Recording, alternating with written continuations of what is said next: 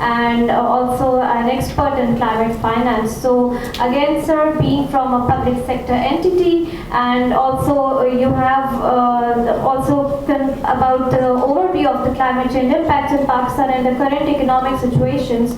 How do you see the future of public-private partnerships? And also, let me tell you that we have the representatives from packaging industry, from energy sector, and some of the other public-private entities who are being represented here today. So, over to you, Dr. Bilaran. Well, thank you very much. First of all, appreciation and gratitude to SDPI for organizing this very timely seminar and dialogue. And earlier speakers have actually spoken very pertinently and highlighted some very important and valid points. I think the very short and sweet answer to your question is that there is absolutely no future for Pakistan in terms of climate action or even energy transition, or what Zafar Sahab was mentioning, a number of sectors, or even Zishan mentioning a number of sectors in waters, sustainable transport, or anything else without the partnership of private sector into it, because we have seen that the kind of financial and fiscal constraints the government is having right now.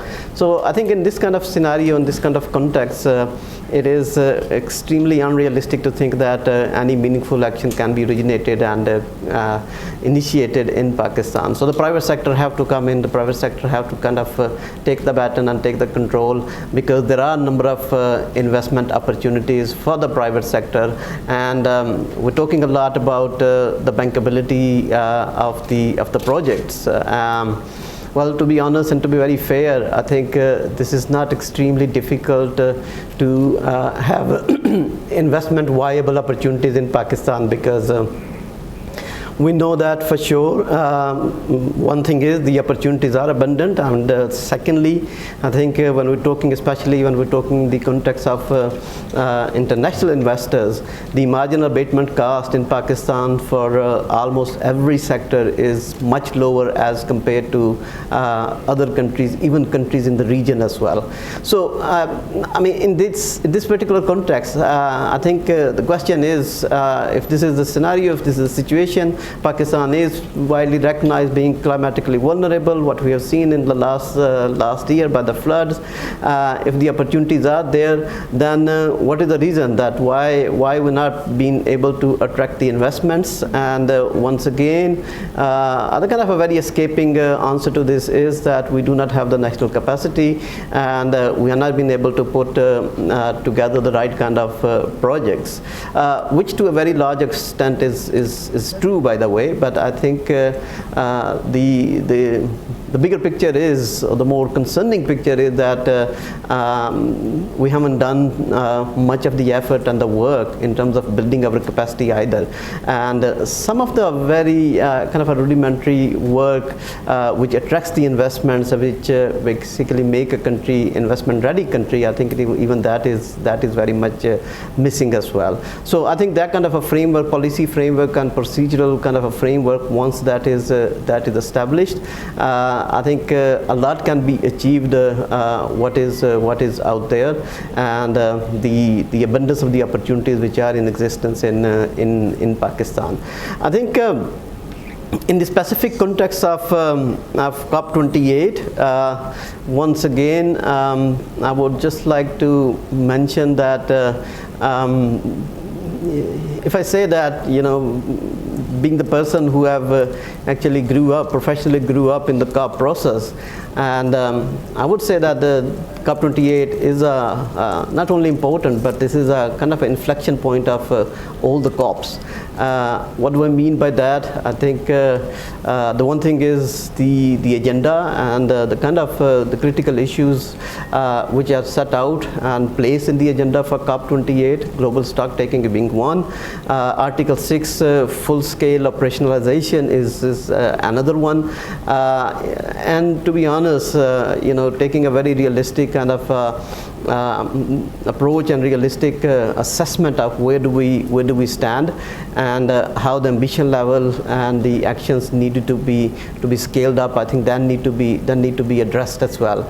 I think the stock taking process, whatever turn and shape is going to take, but I think one thing is clear: the global community is going to recognize that 1.5 is almost out of the reach already. This is what we are hearing from the science, and some very, very credible science as well. And when we laid it up, when we look into the context of the financing, and I mean, some of the numbers out there, it depends on how you want to crunch the numbers and how you want to come up with your analysis. I think regardless whether it is in the case of Pakistan 350 billions, or in the global context, it basically goes to more than 3 trillions. I think the question is, the valid point basically remains is, this is a kind of a dauntingly very high number. And the number is not, I mean, we're not going to achieve that number, and this is not going to be happening. So some innovative solutions, and whether it is in the case of financial blending, financial leveraging, there's a lot of instruments which are out there, and we also know that there's a lot of liquidity there as well in the international financial system, but that is not being effectively realized as well. So something has to be done, and in that context, actually, the COP28 becomes quite an important step in that journey as well. Now, the second thing is, even in today's discussion, and I think several times it came into the discussion that the operationalization of loss and damage fund. Especially I think Pakistan have attached a very special romance with that because of our efforts and the commitment and the achievements we made in the last COP. It will be absolutely necessary to kind of a very clear and realistic operationalization of the loss and damage fund. But I think another important point is, which I'm not too sure whether that is in the agenda of the COP or not, is just to look at the complexity of the climate finance infrastructure, and to realize and to acknowledge that how kaput, how fragmented that is, and adding another fund is not going to make anything difference, but it's going to make things even more complicated. And I think the similar kind of celebration we have seen in 2009 and 2010 when the GCF was established, and then 2013 when the GCF actually became operational. I think we are here when the GCF have been able to only mobilize and disperse a fraction of amount what it was mandated for. And similarly, I think this very similar kind of a logic and the very similar kind of realization is across the board for any kind of international climate funds. So I think this has to be somehow, it has to be separated, it has to be disconnected from the global climate finance infrastructure. Good or bad, it has its own kind of challenges, and some innovative way of kind of operationalization needed to be done. We know that decentralized approaches have their own merits. We haven't really tested them out in the case of climate finance. To some limited scale, we have seen some experimentation in the carbon market context, and but again very, very limited. So I think I really hope, and this is one of my expectation, and I will be really pushing and motivating the Pakistan authorities that taking the lead at this COP, just to kind of shed light and spotlight to the global community that the international climate finance system has become totally fragmented. Adding another fund is not going to be a solution at all, and then come up with some kind of a solution that, okay, how it is to be done and what is needed to be done there as well. So I think these are few of the points here in Pakistan. Good to know that the banking industry is now coming into action finally, but we don't really see that. Commitment is there, the realization is there, but we don't really see many of the country where the GDP growth in insurance penetration have actually diminished. So this is a very good PhD topic for the students who are here, and I'm sure you are going to be, once you complete your PhD, you'll be recruited, if not anyone else, by NDRMF. I can assure you that.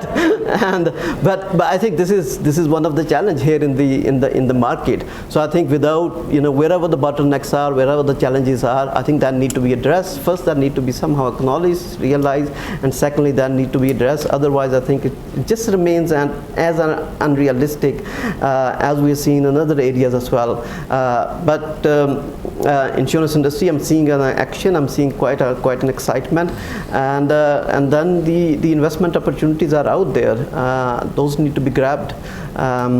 We are here and NDRMF to help out, and we are also looking at trying to establish our linkages and collaborations and partnerships with a number of stakeholders, but the insurance and the banking industry is quite top on our priority list as well. So I stop here. Thank you very much. Thank you very much, Dr. Bilawan, sir. And indeed, also as NDRMF is exploring carbon markets, we are also working with Danish Embassy to explore the market for carbon markets, and we are looking forward to other stakeholders for collaboration and identifying the opportunities for more innovative financial solutions. So we are just left with two speakers, and then I'd be requesting Dr. Shafqat Munir